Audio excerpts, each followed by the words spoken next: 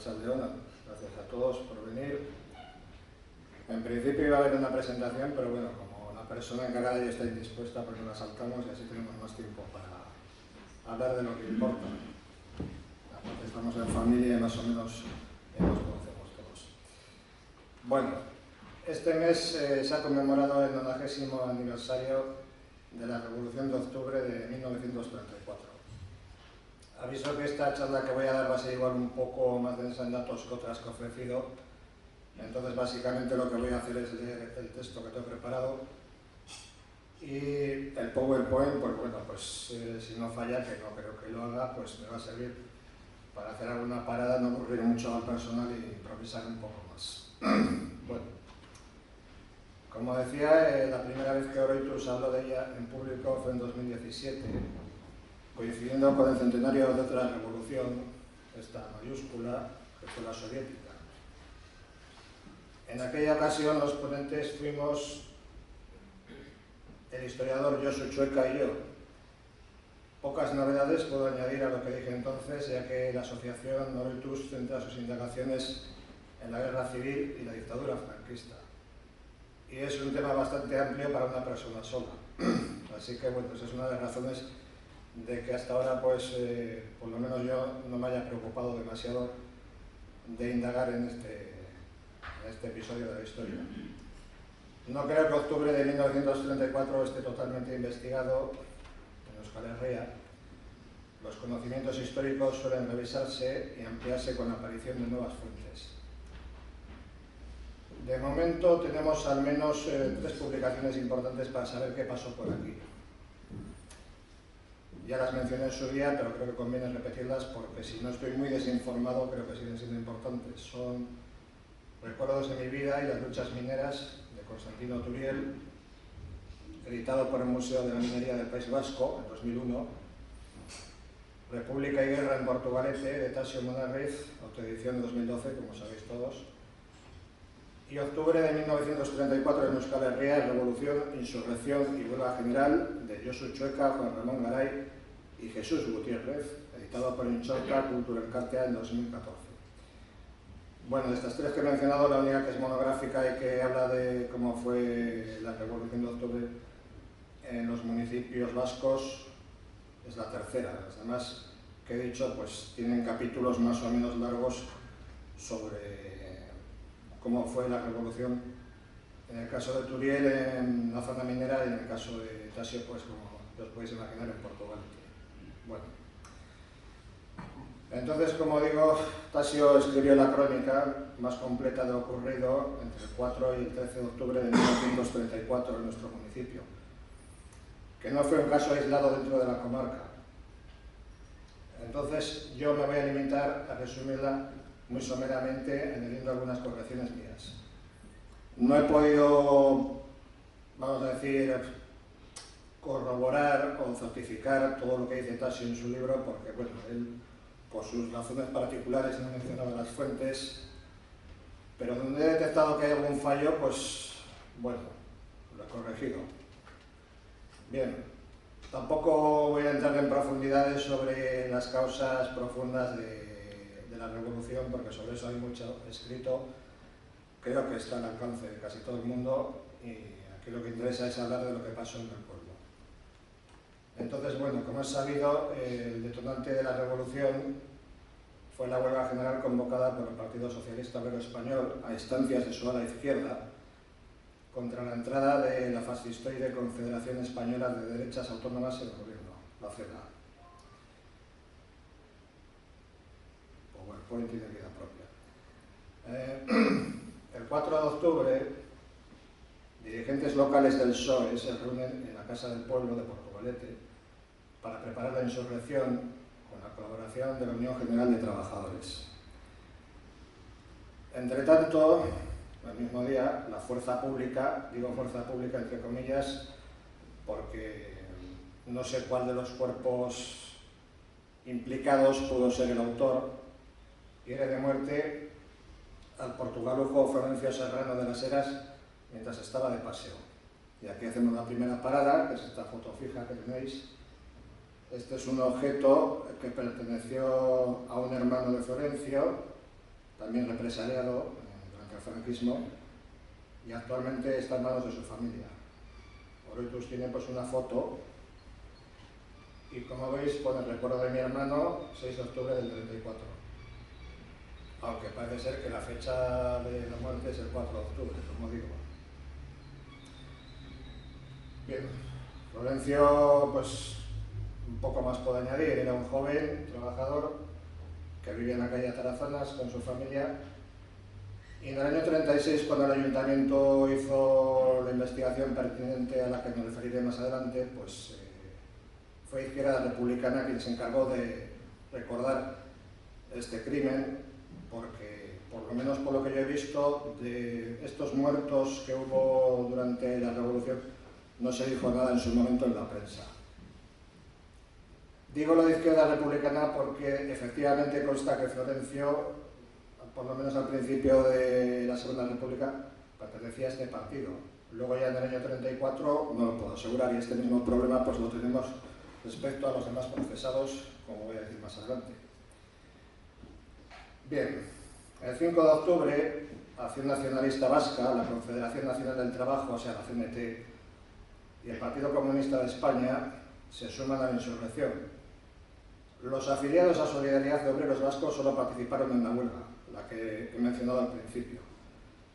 Sí es verdad que entre los procesados había abertzales, como se decía entonces, de varias tendencias, pero la participación oficial, entre comillas, básicamente fue esa. Bien, el 6 de octubre los insurgentes se reúnen en el fuerte de San Roque para armarse y organizarse. Ya sé que para la mayoría no hace falta que lo especifique, pero bueno, el fuerte de San Roque, como sabéis, está hoy en día hasta la plaza de los Rebollos, así llamada, la zona de las boleras, etc. Bien, entonces montan barricadas en el Ojillo, al principio y al final de la calle Nueva, enfrente del asilo, enfrente del colegio Nuestra Señora del Carmen, otra vez, y junto al Palacio de González Dueñas. Bueno, respecto a esto de las barricadas, Tassi también menciona que hubo otra en el Muelle Viejo, no sé dónde la sacaba, esa es una de las correcciones que he hecho porque yo no la he encontrado. Y el resumen de la causa que se instruyó para determinar las responsabilidades en el año 34-35, estos altercados, vamos a decir, por parte de la justicia militar, se contradice porque habla en las conclusiones de 3 barricadas, mientras que en lo que es el documento en sí, en el resumen, se ve que son más.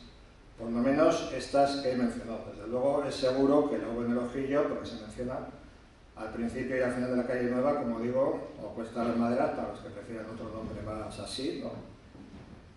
Enfrente del asilo y, como digo, de lo que es ahora Sastraca, Astecha, y junto al Palacio de González Dueñas, que, como sabéis también, pues son las oficinas del Colegio Santa María. O sea, es decir, en el Ojillo, la calle Nueva, Buenavista, Aceta y Amaro, para entendernos, por barrios. Bueno, vuelan el puente de Bayonti, que supongo que sería el antiguo, el que ha estado hasta hace poco, y los postes del tendido eléctrico, cortan el hilo telefónico y, asaltando casas de derechistas para requisar armas, incendian la Torre de Salazar.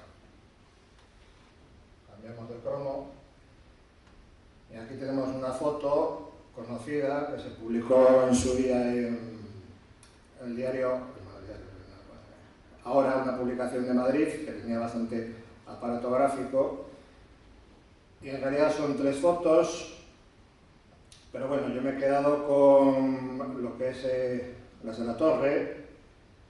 Como veis, pues a un lado asoma la torre, por delante hay un edificio que es el palacio que habían construido alrededor los dueños, que también ha ardido completamente, solamente quedaron las fachadas, y en el otro lado se ve lo que era el patio de armas, que actualmente lo ocupa lo que ha sido hasta hace poco el restaurante de la torre. Y se ven los cascotes y todo. Bueno, cuando hemos hecho lo del itinerario republicano, me he detenido un poco con el tema este de la torre. Entonces, a ver, por no repetirme demasiado,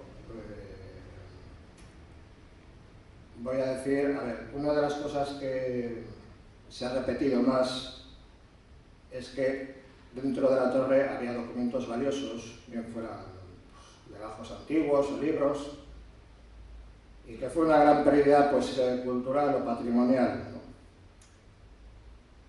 La cuestión, una de las dudas que tenía yo era de dónde salía esa idea cuando realmente Nictasio en su día, cuando lo investigó, lo tenía claro. De hecho, puso que según algunos, parece ser, pues eso, que era muy valioso. Bien, la cuestión es que en la prensa de la época, concretamente en el noticiero bilbaíno de 1934, se dice que ha ardido una de las bibliotecas particulares más valiosas de Vizcaya. Es bastante probable que los Salazar en la torre pues, tuvieran tanto legajos familiares como de otro tipo, incluso libros valiosos. Eso yo creo que no se puede poner en duda. Ahora bien, en aquella época la prensa a lo que estaba básicamente era demostrar lo malos que eran los revolucionarios, lo bárbaros que eran y los destrozos que habían hecho. La cuestión es que pegamos un salto hasta 1967, cogemos Origen, vida y costumbres de la noble villa de Portugalete, el famoso libro de César Saavedra, que bueno, hay que reconocer que ha sido de gran ayuda para muchos para introducirnos en el tema de la historia, pero como os decía, lo cortés no quita lo valiente, y entonces esa Saavedra, ni corto ni perezoso, dice que se ha perdido en el incendio, o bueno, que se ha perdido, la biblioteca más valiosa de Vizcaya. Entonces, la verdad tiene que estar en un punto intermedio entre lo que se decía en 1934 y lo que se decía en 1967, pero tanto en una fecha como en otras, pues obviamente la intención no era poner bien para nada a los revolucionarios. Entonces vamos a dejarlo ahí, pero bueno, como ejemplo de lo que se suele exagerar cuando se habla de cosas de este pueblo y sacándolas de quicio, muchas veces sin el menor fundamento. Bien, prosigo. El 7 de octubre la Guardia Civil entra en Portugalete, los revolucionarios matan a la brigada Gerardo Huiz y Rodrigo y empiezan a dispersarse. Así 5 escapan en gasolino, primero a Francia y luego a la Unión Soviética. Bien, esta es la única imagen que he encontrado también en el noticiero bilbaíno de el brigada de la Guardia Civil, don Gerardo Huiz y Rodrigo, muerto heroicamente en Portugalete el día 7 de corriente. Este pie de foto obviamente no lo he puesto yo, lo he incluido pues bueno, para que hacernos una idea de cuál era el tono en el que se expresaban los periodistas en aquella época. Entonces, pues poco más hay que añadir. Huici tenía 39 años, era navarro y estaba casado con una guipuzcoana y poco más. Bien.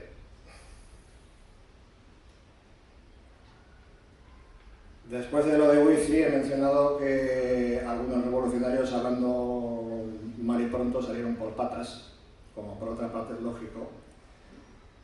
Y entonces pues hicieron la primera parada en Francia, otros se quedaron en la Unión Soviética y volvieron cuando el Frente Popular dictó la amnistía en el año 36.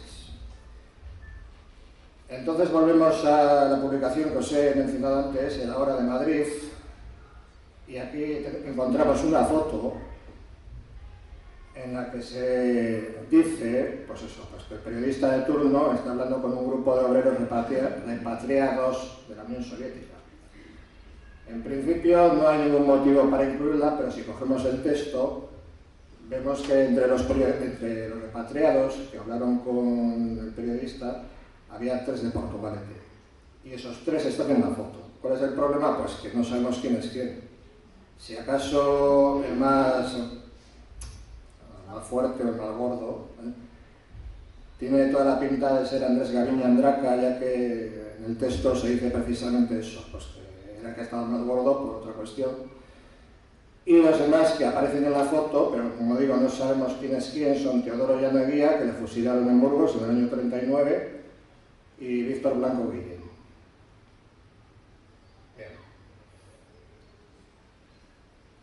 El 10 de octubre, la Guardia de Asalto mata en la villa al vecino de Sestao, Ángel García Rodríguez, cuando entraba en un bar. no hay mucho más tampoco que añadir sobre esto, más que lo que he dicho antes. Normalmente la prensa no hizo en su momento ningún eco de estas cuestiones, en parte por las circunstancias, en parte porque no le convenía.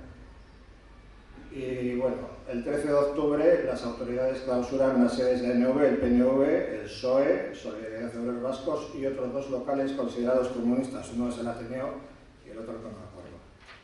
Bueno, también hay que decir pues, que, como he sabido hace poco, la vereda de Salto parece que en un principio se estableció en el Palacio de Chavarri, e incluso durante unos pocos días pues, estuvo a cargo del ayuntamiento. El 18 de octubre los concejales monárquicos y carlista forman una nueva corporación que presidirá el ingeniero Enrique Retorto Rizo, director de la Vizcaya. Enrique Retorto Rizo, ingeniero industrial, que si no recuerdo mal había sido también alcalde durante la dictadura de Primo de Rivera, y era director de la Vizcaya, que bueno, aquí conviene aclarar que era una de las factorías que formaban Altos Hornos de Vizcaya. Bien, hasta el 27 de diciembre de 1934 se suceden las detenciones de insurgentes y los descubrimientos de armas en la villa. Armas incluye explosivos también, por supuesto, que aparecen por todas partes, sobre todo en las afueras, entre Jaros, etc. Todo esto está más o menos detallado en la prensa, pues básicamente para dar una idea de lo bien que funcionaba la Guardia Civil buscando estas cosas. Los detenidos estrenan el Altuna Mendi como barco prisión, aunque la mayoría de ellos se reparte entre las bilbaínas cárceles de La Galera y La Rínaga. Bien, esto es importante subrayarlo, creo que ya lo dije en su día, porque normalmente el nombre del Altuna Mendi se asocia a el tema de los presos que se consideraban franquistas o fascistas, como si fueran los republicanos los que lo hubieran estrenado y hubieran tenido la brillante idea de mandarles al barco. Pues no fue así. Fueron los que estaban acusados de revolucionarios los primeros que estrenaron el Altuna Mendi. Y bueno, como os he dicho, pues eso. La mayoría estaban en La Galera, que era la cárcel de mujeres, y creo que servía también un poco como albergue, en Bilbao y La Rínaga. Luego veréis alguna foto.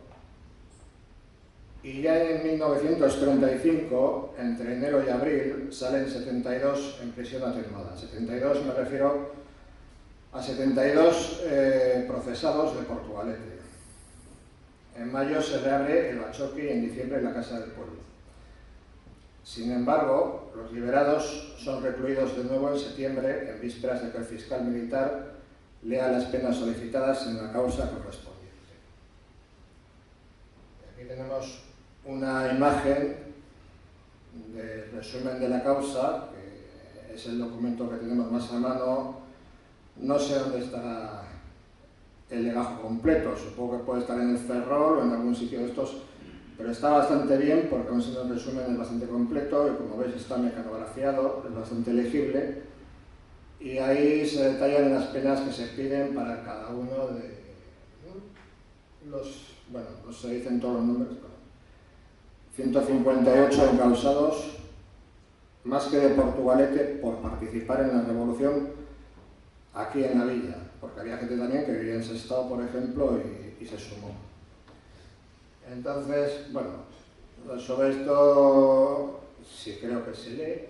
Viene firmado por José María Dávila, que posteriormente pues, fue colaborador de la justicia franquista, entre comillas. Bien. El 23 de noviembre de 1934, Marcos San Esteban Rivero, vicepresidente de NV en la villa, muere en La Rínaga por un síncope cardíaco.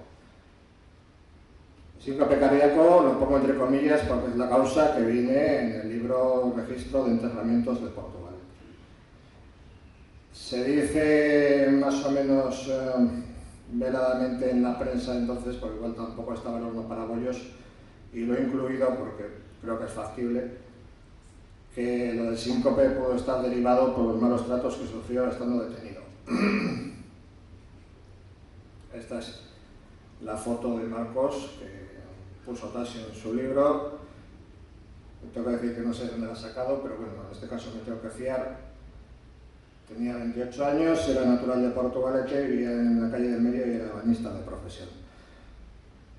También se dice que pudo ser una angina de pecho, pero bueno, la cuestión es que este fue el único que murió estando preso en la cárcel. Y bueno, entre las pocas organizaciones que pueden ayudar económicamente a los revolucionarios presos y sus familias están el Círculo Femenino, vinculado a Izquierda Republicana, así como las emacumes del Partido Nacionalista Vasco.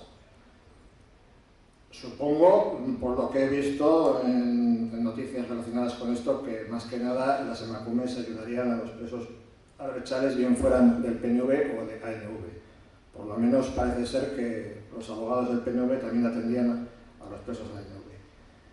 Bien, entonces, iniciado en 1936, pego este salto porque es cuando se publica el programa revolucionario. Me parece un poco tarde, pero bueno, es el momento de hablar de él, ¿no? Entonces el programa incluía la estatalización de las tierras españolas, la disolución de las órdenes religiosas y la incautación de sus bienes, la disolución del ejército y la Guardia Civil y la reorganización de aquel sobre bases democráticas y la reorganización de las fuerzas de orden público, la formación de milicias populares y el cese del presidente de la República, Alcalá Zamora, que en aquella época pues, ya tenía mala prensa también, ¿no? Bueno, este retraso en la publicación del programa pues parece darle la razón al investigador Paco Ignacio Taibo II cuando dice que el diario revolucionario no tenía un proyecto claro, ni siquiera en lo insurreccional. Como he dicho al principio, sobre esto hay muchas versiones para todos los gustos. Es difícil quedarse con alguna. Me inclino por Taibo porque, bueno, en su día ya mencioné a Tuñón de Lara, que también me parece digno de tenerse en cuenta, pero bueno, por no repetirme y esto, pues... Y no entrar en más profundidades, él da 10 razones concretas que me parecen bastante atinadas y, desde luego, más serio que lo que oí el otro día en la televisión con un señor historiador con una pajarita, muy serio, un catedrático que decía que la revolución no había triunfado por falta de armas y se quedó tan tranquilo, y que no tenía nada que ver con la guerra civil. Bueno, sin más. Bien, el 20 de febrero, 68 procesados portugalujos salen de la Rina. Estas fotos son del Liberal, igual no se ven muy bien, pero es lo que hay, la calidad de la época. Entonces, como veis, arriba tenemos la puesta de Zabalbide, encima asoma la cárcel de la Rínaga, que es donde está hoy en día el grupo Vicente Garamendi, está todo muy cambiado. Y abajo pues tenemos la plaza de los Santos Juanes, que se puede reconocer por el edificio que era de la Caja de Ahorros Municipal de Bilbao. En ambos casos pues vemos que está lleno de gente. Obviamente todos estos no habían ido a esperar a los de Portugalete, porque había muchos más en la cárcel. Pero desde luego pues eso. Se ve que hubo una movilización pues para recibir a la gente que salía de la cárcel en aquel momento. En marzo de 1936 ya estamos, pues eso, con el Frente Popular. El Ayuntamiento abre una información, abro comillas, para conocer los excesos de la represión ejercida en esta villa por la autoridad y sus agentes a raíz del movimiento habido en la misma en octubre de 1934. Y cierro comillas. Bien, esta investigación estaba auspiciada por el gobierno de la República, que parece ser que nombró alguna especie de jurados o de tribunales especiales, pero no he dado con ningún decreto o orden concreto que diga que, pues eso, que esto se iba a hacer así en todos los municipios. La cuestión es que no era una iniciativa particular del ayuntamiento, sino que también estaba implicado el gobierno. Este documento, luego ahora mismo pongo una imagen, lo tenemos en el archivo municipal, está mecanografiado, está completo. Y entonces, en él, 26 detenidos, digo detenidos, porque todos los detenidos no fueron procesados. O sea, hay gente que fue detenida y le dieron para el pelo, hablando vulgarmente, pero no fue procesado luego. Denuncian, como digo, malos tratos o torturas por parte de la Guardia Civil, la Guardia de Asalto y la Policía en el Ayuntamiento y en otros sitios. Bueno, pues esto es, por ejemplo, una página bastante densa de la declaración mecanografiada de Bonifacio Sáenz del Burgo, que era un vecino de Aceta concretamente, y donde dice, pues, con pelos y señales el trato que le dieron en el ayuntamiento, y mencionando nombres también, no completos, porque como es obvio, pues el detenido no se va a preocupar de averiguar el nombre de pila y los dos apellidos y la afiliación de que le tiene detenido, vamos a decir. Entonces esto simplemente como prueba o ejemplo de que en momentos puntuales del ayuntamiento pues se dieron estos malos tratos. Bien. Por cierto que Bonifacio, pues bueno, luego tuvo la mala suerte de morir en el frente al principio de la Guerra Civil. Bueno, he mencionado a uno de los 26.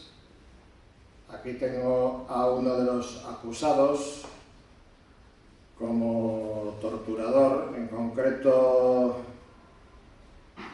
tiene 6 denuncias. Concretamente, contrariamente a lo que se suele pensar, no es la Guardia Civil la que se lleva las palmas, sino que es la Guardia de Asalto, que era un cuerpo, se supone, más afín a la República. Entonces, este en concreto, como veis, Antonio Espina López, aquí está muy joven, es la única foto que he encontrado, está sacada de la orla de la promoción de la Academia de Infantería de Toledo, a la que pertenecía, así que aquí tendría unos 17 años, cuando estuvo aquí ya tendría unos 30 por ahí, o poco menos. Y le he escogido por eso, porque es el que tiene más denuncias encima. Bien, lo mismo que he dicho que, bueno, tanto como instigador, vamos a decir, o animando a sus subordinados a que se enteren a fondo, como en algún momento participando él directamente con el famoso vergajo que mencionaba Bonifacio y otros en esto. Entonces, Espina, lo mismo que he dicho antes, que el fiscal que hizo la causa contra los de Portugalete colaboró con la justicia franquista posteriormente. Espina, en principio, fue condecorado por el gobierno de la República del Bienio Negro, por Gil Robles, con una condecoración que se llama Caballero de la Orden de la República. Y no fue el único de los mencionados, creo que casi todos fueron recompensados por el gobierno más derechista de la República. No solo eso, sino que prosiguió su carrera militar, llegó a teniente coronel, y lo último que sé de él es que en el año 1980 vivía en Vitoria. Bien. No, esto no. Un momento. Me detengo un poco más con el tema este porque creo que es interesante, no se ha tratado mucho. Entonces, los nombres de los procesados están, como he dicho, en el libro de Tasio. Son 158 y eso lo puede ver cualquiera. Los nombres de los maltratadores o torturadores, no, aunque están en el documento, pero son estos. Se les menciona solamente por el nombre de pila y por el primer apellido. Quintín, guardia de asalto, con 12 denuncias. Sánchez, policía, con 7 denuncias. Vera, policía, con 7 denuncias. Espina, del que hemos hablado. Ocaña, policía, con 4 denuncias. Primo Gómez, Guardia Civil, con 3 denuncias. Eustaquio Angulo, Guardia Civil, con 1 denuncia. Teodoro Camino, Guardia Civil, con 1 denuncia. Y Gaviola, Guardia de Asalto, con 1 denuncia. simplemente para que conste nada más. Y ya que estamos hablando de represión, otro aspecto que no se ha tenido en cuenta, y yo lo comprendo porque, como os digo, lo que se ha escrito aquí básicamente es un resumen, es otro tipo de represión, no tan visible pero igualmente dañina, que fuera laboral. Este documento está en DocuClick, no hay muchos, pero hay unos pocos que se refieren a trabajadores de Portugalete. En este caso se trata de Eulogio Laorden Baños, que estuvo detenido pero no fue procesado, y aquí comenta pues, que, al igual que otros, fue detenido y después de que le soltaron, él fue a solicitar el reingreso en Altos Hornos de Vizcaya, que es donde trabajaba. Se especifica que lleva 22 años trabajando en Altos Hornos de Vizcaya y tardaron un mes en readmitirle. Y hay en DocuClick algún documento más como este de las mismas circunstancias. Entonces también para que conste que no solamente todo se reduce al tema de la porra y el tinte tieso. Había más formas de reprimir. Bien, ya voy terminando, para alivio respetable. Y bien, ¿quiénes eran los insurgentes de los que he estado hablando, los 158? Bueno, no los voy a mencionar, no me he traído la lista, porque es un rollo y el que esté interesado, como digo, pues tiene el libro para cogerlo y ya está. Bien, entre 1934 y 1935 se instruyó una causa, otra vez abro comillas, por el delito de rebelión militar y agresión a la Fuerza Armada con motivo del movimiento revolucionario de Portugalete. Todos estos términos, rebelión militar, nos suenan porque se van a volver a usar después en la posguerra contra los republicanos, en la aplicación del Código de Justicia Militar. Y bueno, como digo, eran 158 personas, lideradas por los socialistas Pedro González Saáchara y Víctor Vizuete Blancas, vecinos respectivamente de Lojillo y Villanueva. La causa, sobre todo, subraya que el líder era Vizuete, pero yo menciono también a González Saáchara porque precisamente ellos dos son los únicos de los 158 para los que se pedía la condena de muerte, o sea, la pena de muerte. Uno era de Portugalete y el otro pues era nacido en Córdoba. Como casi todos los que estaban implicados, pues eran obreros y residían en Portugalete. Si tuviéramos que hacer, digamos, una especie de retrato robot, ponémoslo así, el revolucionario de la época, o sea, de 1934, pues sería un hombre, aunque solamente hubo una mujer procesada, que encima era vecina de Santurchi, aparentemente por robar o intentar robar en una tienda de comestibles. La mayoría son nacidos en Portugalete, después de ellos, si son nacidos en Vizcaya, la mayoría son de Sestao, y si son del resto del estado, pues son de La Rioja. Es obrero o jornalero, como se decía entonces, que como digo siempre, es una palabra que no hay que interpretar en el sentido que se le da hoy, sino que se trata, pues eso, de un obrero que puede ser lo mismo un peón vulgar que un obrero especializado, o alguien que trabaja en lo que le sale, por un jornal. Vecino de Portugalete, soltero, veinteañero, la franja de edad anda entre los 16, el más joven, y el más viejo 50, y socialista. Esto hay que matizarlo, socialista con los datos que se conocen, porque hay muchos que son dudosos y probablemente son del PC. Suponiendo que, a ver, como digo, que muchos de estos procesados ya tuviesen en 1934 la misma afiliación política con la que aparecerán durante la Guerra Civil, la mayoría serían socialistas y comunistas. aunque también había anarquistas y abertzales, principalmente de Acción Nacionalista Vasca. Es muy difícil hacer un cálculo en números, por lo que digo, porque faltan datos y la documentación, por lo menos la que yo he visto, hay más para saber quién era de la CNT o del PSOE que del PC o de ANV, pero bueno, si no hay muchos motivos igual para pensar que la gente en 2 años cambiara de ideas, aunque si se daba el caso, pues bueno, más o menos, como digo, sería así. Bien. Entre las condenas solicitadas había 64 cadenas perpetuas y 2 penas de muerte. Como os he dicho, las de muerte son las de Pedro González Aracha y las de Víctor Vicente Blancas. Es cierto que no se cumplieron porque el Frente Popular indultó a los reos, pero también lo es que en números aproximados 127 de ellos siguieron luchando contra los reaccionarios durante la guerra civil. Y hubo unos cuantos, que tampoco voy a decir el número porque no lo sé y no lo he apuntado, pero sí fueron unos cuantos que efectivamente pues cayeron en el frente. Esto no es literatura, esto es así. Y incluso después. 32 fueron víctimas, sí, aquí tengo el número. 32 fueron víctimas mortales del fascismo y otros 76, incluyendo varios fallecidos, fueron represaliados por el franquismo de maneras diversas, sobre todo la prisión y los trabajos forzados.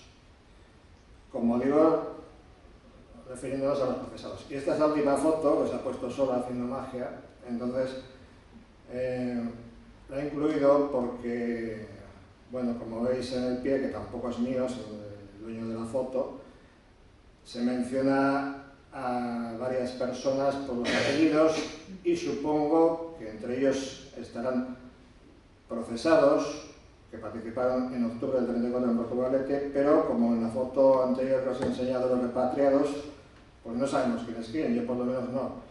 Entonces los mencionados, uno podría ser Apaulaza, pues sería Félix Apaulaza Peña, vecino de Villanueva, del PSOE, que estuvo exiliado, creo que murió en el Perú, si no me equivoco. Zumelzu debe de ser Ramón Zumelzu Pérez. Martínez, José Martínez Gómez, de AZ. Y, si no me equivoco, o me dejo alguno que creo que no, Choca. Choca es un apodo que se daba, con el que aparecen, mejor dicho, los hermanos González Aracha. Uno de ellos era Pedro y otro era Santiago, que me parece que no está entre los procesados, pero que también le fusilaron en el año 39 o 40. Entonces, bueno, pues esto es básicamente lo que hay. Aquí tenía, bueno, un poco detallados otros temas en los que no voy a entrar por no castigar más al respetable. Pero bueno, hasta aquí hemos llegado. Si queréis hacer alguna pregunta.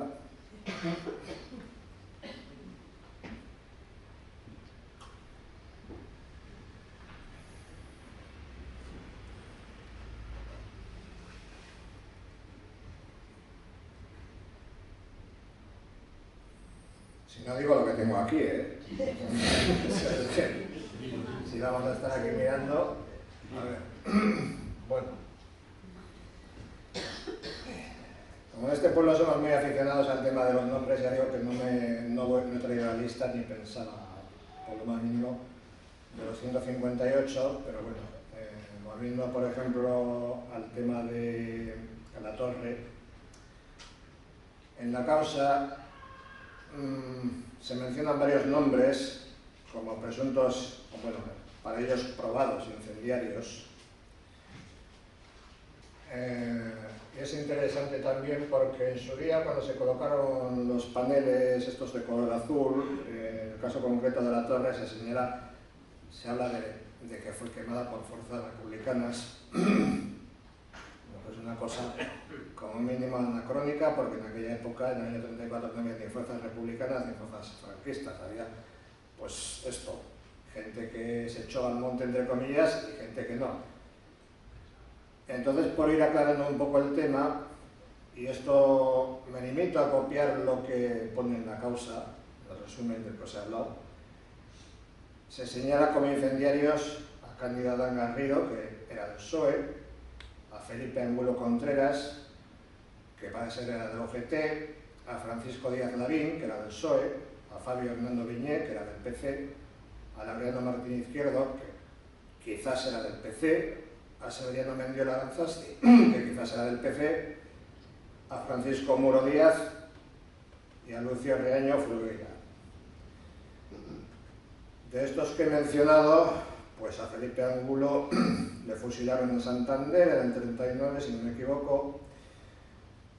A Severiano Mendiola le fusilaron también, no, miento, a este le agarrotaron en Bilbao en el 37.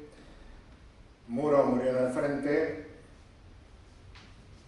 Y nos queda pues Cándido Adán, que seguramente, y según cuenta la familia, murió a causa de una tuberculosis que contrayó estando preso después de la guerra. Y por decirlo todo, pues la causa no está claro tampoco quién mató a Wifi, al brigada de la Guardia Civil, aunque sí dice que los primeros que le dispararon fueron Ángel López Mayoral e Hilario Zárate Ordes, presuntamente del PSOE. Digo presuntamente porque, como he dicho antes, sabemos lo que era en 1936, pero no sabemos lo que era en 1934, y esto es importante para saber más o menos lo que había. Se menciona, bueno, se mete en el ajo a toda la gente pues, que estaba en esa barricada, que era la de abajo de la calle Nueva.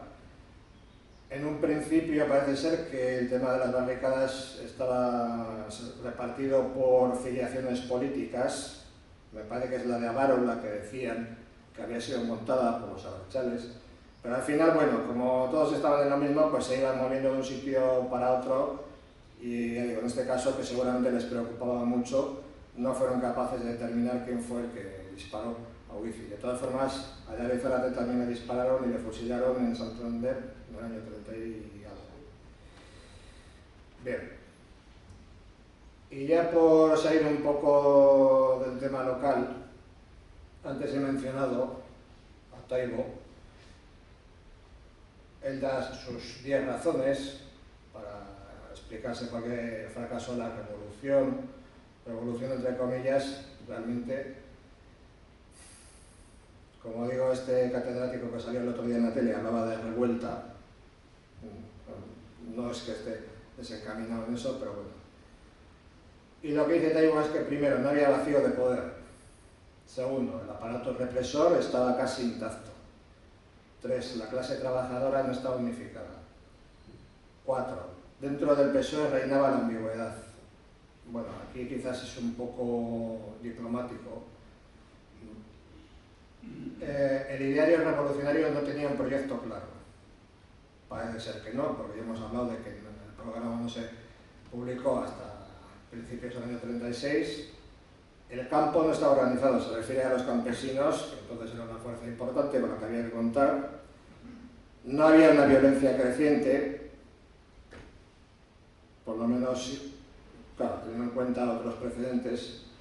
No había un proyecto insurreccional, las armas eran escasas y no había factor sorpresa. Esto es una cosa curiosa, pero es cierta, porque prácticamente PSOE, que fue realmente quien dirigió la revolución, estaba avisando desde el principio que se iban a levantar y que se iban a levantar y que se iban a levantar, y entonces el gobierno estaba al tanto de lo que se iba a hacer. Incluso existe la tesis de que, entre otras muchas, y en eso no me voy a meter, porque lo dejo a gusto de cada uno, de que casi como que el gobierno, pues si no lo estaba esperando, lo alentó para hacer lo que luego hizo, por lo menos en Asturias, ¿no? Lo que pasó aquí en Portugalete, pues es una cosa anecdótica comparado con aquello.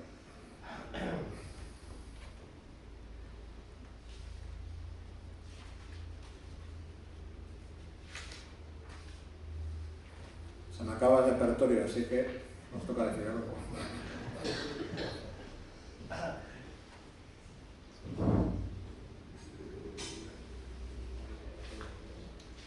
Sí. Has comentado la revolución de Asturias. ¿Qué empezó en Asturias primero o fue todo al mismo tiempo por Portugalete de Asturias?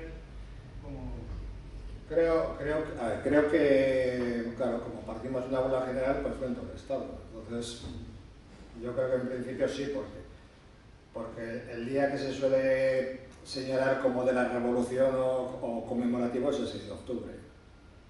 Pues que aquí, bueno, claro, el 4 es debe ser cuando empezó la huelga. Entonces, más o menos al mismo tiempo, pero claro, muy desigual.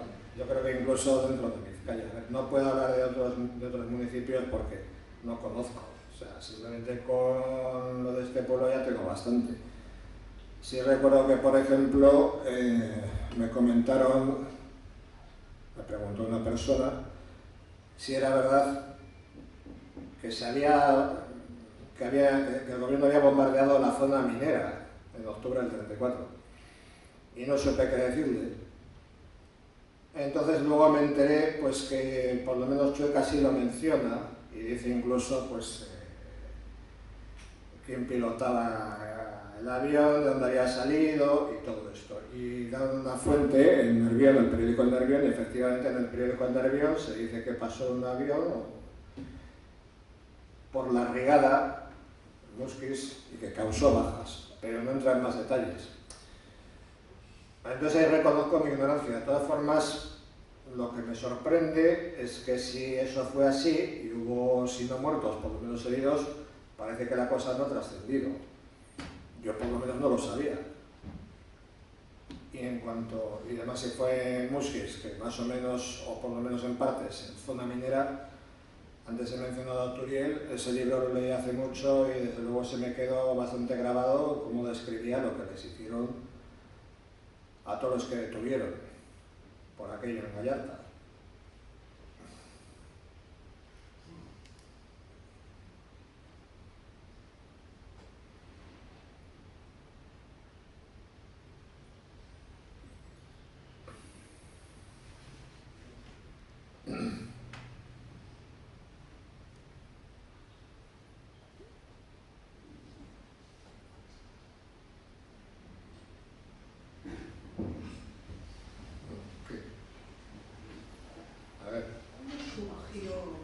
Este movimiento en Portugalete por las malas condiciones de los jornaleros, por su ideología, ¿por qué surgió o cómo surgió ese movimiento que fue importante? Bueno, a ver, como digo, creo, no me las voy a dar de experto en este tema porque es bastante amplio. Entonces una cosa es prepararse una charla y otra dominarlo por mucho que le tengas que informar. Yo creo que está claro y hay bastante unanimidad en que la revolución, por llamarlo así, estuvo dirigida por el PSOE. Entonces, el PSOE en Portugalete tenía bastante fuerza. De hecho, tenía la alcaldía. En el año 34 no, bueno, o sí, pero bueno, la tuvo.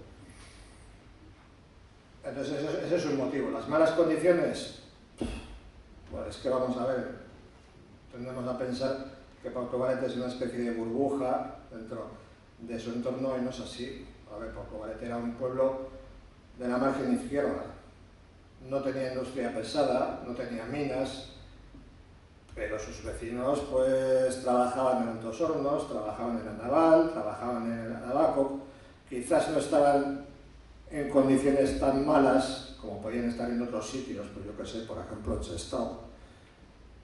Pero bueno, como digo, lo que no se puede discutir es que la mayoría eran obreros. Entonces, de alguna manera, pues se tenían que solidarizar con esto. Luego había un montón de cuestiones que ya exceden lo local, que es lo que he dicho, que es el miedo a que un partido que era manifiestamente, no ya de derechas, sino ya fascistoide, entrara en el gobierno y llegara al traste con los pocos avances que hubiera habido durante la Segunda República. Más luego una tradición, pues también se suele mencionar, insurreccional, que venía del siglo XIX, etcétera, etcétera. Pero en el caso concreto de Portugalete, yo creo que lo básico es lo mismo que en el resto del Estado, es el peso que tenía el PSOE, o por lo menos la parte del partido que en principio estaba por la labor de coger las armas. Bien fuera porque lo empujaban las bases, bien fuera porque una parte de la dirección así lo creía, bien fuera porque tuvieran miedo a que les desbordaran otras opciones que sí eran revolucionarias, como la CNT, porque el PC no pintaba mucho. Por el lado izquierdo, ya digo que esto no era, ¿cómo se dice? Lo que he dicho, una burbuja, un caso aislado. Claro. Lo que pasa es que tenemos una idea pues que nos... como de fijarnos mucho en lo que es particular y sacar las cosas de contexto. No puedo decir más.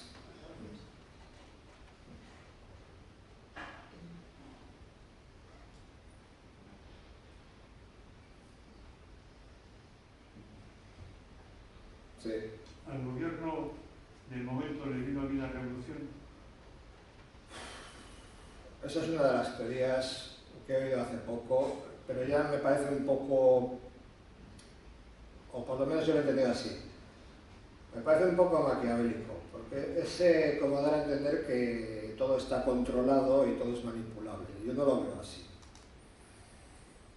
Uno puede aceptar que, a ver, que la revolución, pues visto lo visto, no tenía muchas posibilidades de salir adelante, pero que sí había condiciones para que un sector importante de la clase obrera en todo el Estado cogiera las armas por muchas razones, yo creo que eso no se puede negar. Ahora, luego ya entramos en cuestiones políticas que son ya de otra índole, que es sobre el tipo, cuál es la situación coyuntural, quiénes dirigen la insurrección, cuáles son las condiciones objetivas, un poco lo que dice Taibo, llevado más o menos al terreno del marxismo.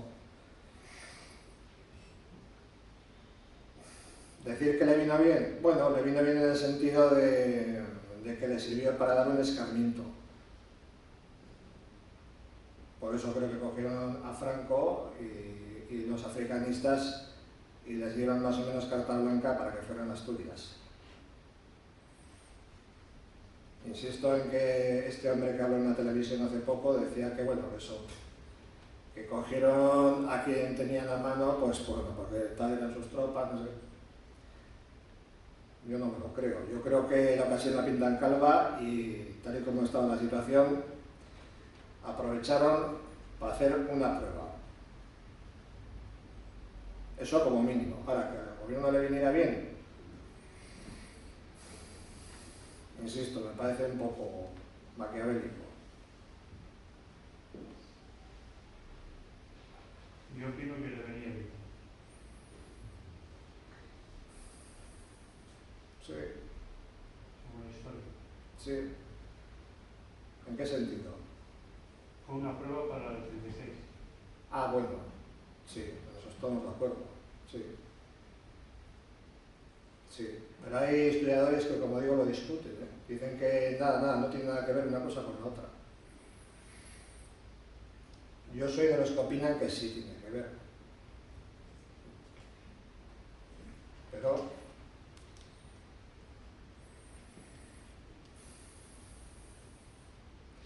es un poco... A ver, el problema que hay quizás es que si tú crees que la Revolución de Octubre del 34 es, por muy pequeña y muy fallida que sea, es una antesala de lo que pasó en la Guerra Civil, entonces ya tienes que empezar a considerar también que durante la Guerra Civil hubo una revolución.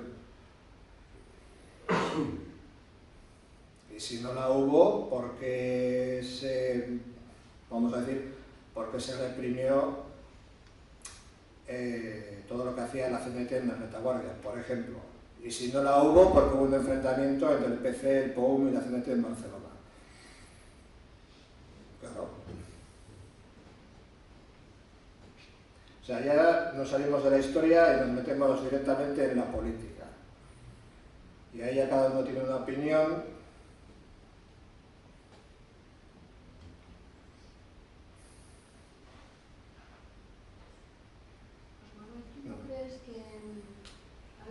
Estas ideas revolucionarias también tienen que ver con el octubre del 18, ¿no? Con la revolución rusa. El 17. También, el 17 era un intento de estimular, de querer... Claro. Es decir, que aquí parece que estamos un poco aislados, lejanos de aquello, pero yo creo que en aquella época también había revistas y publicaciones que llegaban a todos los sitios. O sea, yo en la zona minera creo que tenía los boletines de París, de Londres y de todos los sitios. O sea, que era un sitio conectado con el mundo. Claro, es que, a ver, no es tan sencillo como que 4 tíos se juntan en la casa del pueblo y dicen vamos a robar escopetas a las casas de los derechistas y luego nos echamos al monte y luego a montar barricadas y ya está. No es así. A ver, estas cosas llevan un proceso. A ver, respecto a la revolución rusa, hombre, por supuesto, yo creo yo, que no habrá nadie, ningún historiador mínimamente serio que niegue que es un referente. Por otras razones, porque yo creo que cada generación tiene un referente de ese estilo. Para aquella época era sobre todo la Revolución de Octubre y para otras posteriores pues pudo ser el Vietnam, por ejemplo, o Cuba. Entonces, eso es innegable. Luego estaba también el grado de organización que tiene que ver con la conciencia de la gente. Igual aquí es que nos están inculcando que la mayoría estaban todo el día en la playa paseando por la punta. Pues no, como he dicho, la mayoría eran obreros que se ganaban su jornal pues en las fábricas alrededor, aunque no estuvieran en este pueblo. Y por supuesto que a pesar del mucho analfabetismo que hubiera entre las mujeres sobre todo, triste es decirlo, pero era gente que estaba al tanto y más o menos formada. No es que, a ver, no necesariamente tenían que ser unos grandes teóricos que se explicaban perfectamente cuál era la coyuntura en la que estaban, sino que es gente que por sus circunstancias y por su grado de conciencia y de organización se ven empujados a luchar y a coger las armas en un momento determinado. Ahora, insisto, otra cosa es la gente que está por encima dirigiendo ese tipo de movimientos. ¿No? Y insisto, que no lo digo en plan de conspirativo ni maquiavélico ni nada de esto, sino que en este tipo de historias siempre hay gente que dirige y gente que sigue. Y ellos también tienen sus propios intereses. Y puede ser que en muchos casos se vean obligados a hacer cosas que quizás no apoyen en principio o no apoyen por sus ideas y de las que luego se arrepientan, como fue el caso conocido y famoso de Indalecio Prieto, que estando ya exiliado en México, lo dijo claramente, que él se arrepentía de haber participado en la revolución, de haber andado con las armas, esto y lo otro. Creo que los intereses de los que se ponían en la barricada y los de los que organizaron iban por lados distintos, pero bueno. Es curioso también lo que he dicho. Es una pena no poder concretar mucho, pero es verdad que entre los que estaban en las barricadas había gente pues, que era de NV, incluso alguno, muy pocos del PNV, que desde luego son partidos que no tienen nada de revolucionarios. Si lo hicieron por convicción o lo hicieron empujados, todo puede ser.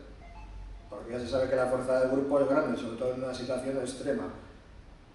Que te lleven a una barricada es lo más, lo mínimo es que te estén pinchando para que te afilies, para que te organices, para que no sé qué, para que no sé cuántos. O sea, que todo eso suma.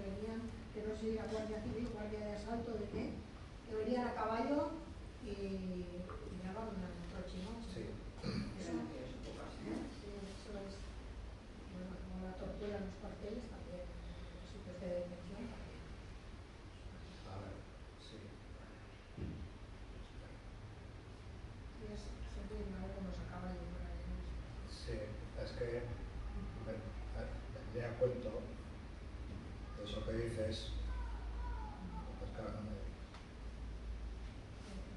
ya tardaron en estropearse, pues...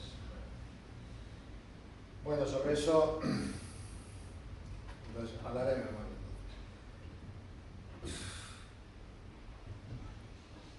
A ver, no era necesario que la Guardia de Asalto ni la Guardia Civil se montara a caballo. Simplemente con que les detuviera y les llevara a los sitios que ellos sabían y se juntaran entre varios, los que denunciaron ya lo dicen todo con pelos y señales.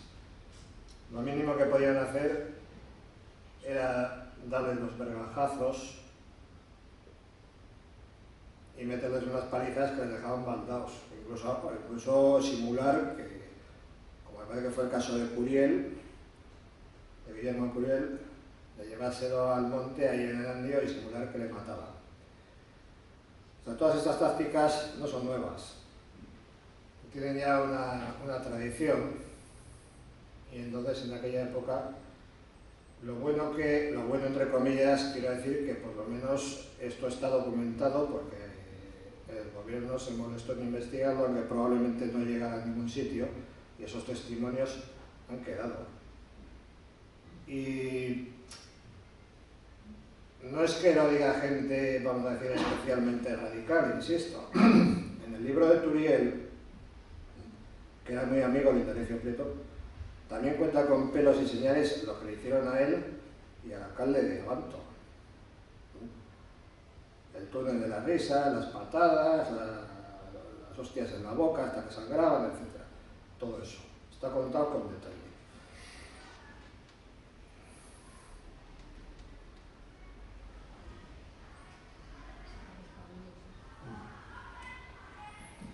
Y como digo, a ver, en este caso concreto, pues por lo menos en el caso de Portugalete, otros sitios no sé, pero imagino que también, los que se llevan la palma son la Guardia de Asalto. Y repito, todos estos nombres que he leído antes, por lo menos los más significados, como se decía entonces, fueron condecorados por el gobierno de la República, aunque fueran de Gil Robles. Eso está publicado en la Gaceta de Madrid, que era el antiguo boletín oficial del Estado, y junto a esos nombres pues aparecen otros muchos que se dice que han colaborado activamente y de forma patriótica y altruista en la represión del movimiento, y si tienes un poco de conocimiento, pues algunos nombres te sonarán porque básicamente son camisas viejas, que luego se distinguirán también en la guerra civil, o no, o después.